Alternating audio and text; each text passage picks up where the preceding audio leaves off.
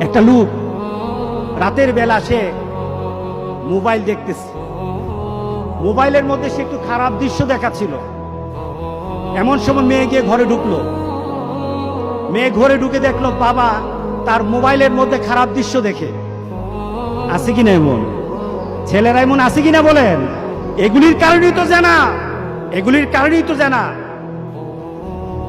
দৃশ্য দেখছে, মেয়ে দেখে ফেললো।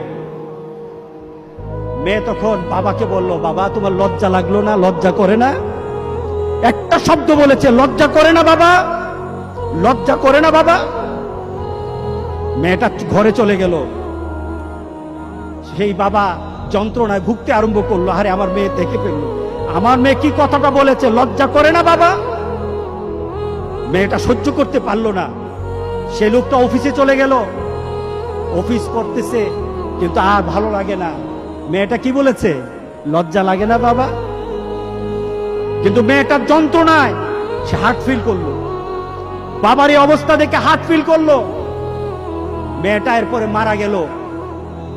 বাবা যখন বাড়িতে ফিরে আসলো, মেয়েটা বাবার মাথাটা নোয়া, লজ্জিত একটা মুখ। এখনই আমার মেয়ের সাথে দেখা হলে আমার কানে বাজতেছে, আমার মেয়ে আমাকে বলেছে লজ্জা লাগে না বাবা। আমি কিভাবে আমার মেয়ের সামনে যাব, আমি কিভাবে আমার মেয়ের সামনে যাব? এই চিন্তা যখন করতেছে, এমন সময় দরজা খোলার সাথে সাথে একটা চিৎকার শুনলো। স্ত্রী চিৎকার বলতেছে, আমার মেয়েটা মারা গেছে, আমার মেয়েটা মারা গেছে। বাবার কানে তখন বাজতেছিল রাতের কথা, লজ্জা লাগে না বাবা। তার দাফন হলো, তার জানাজার ব্যবস্থা হলো।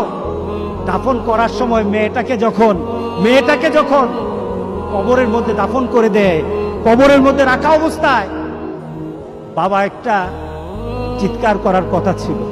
মেয়েটা তো চলে যায়, বাবা চিৎকার করার কথা ছিল, বাবা চিৎকার করে নাই, বাবা হেসে দিয়েছে। বাবা হেসে দিল। তাকে জিজ্ঞাসা করলো, তুমি হাসছো কেন? আমার মেয়েটা চলে গেছে, আমার কলিজার টুকরাটা চলে গেছে, কিন্তু আমার জীবনের মধ্যে একটা আঘাত দিয়ে পরিবর্তন করে গেছে।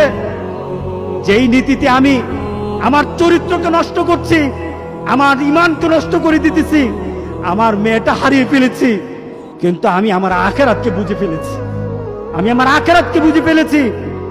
আজকে সমাজের যারা প্রিভেন্টিভ করছেন না, আপনি চিন্তা করছেন আপনার মেয়েটা কিন্তু একদিন আপনার জন্য বিপদ হয়ে যাবে।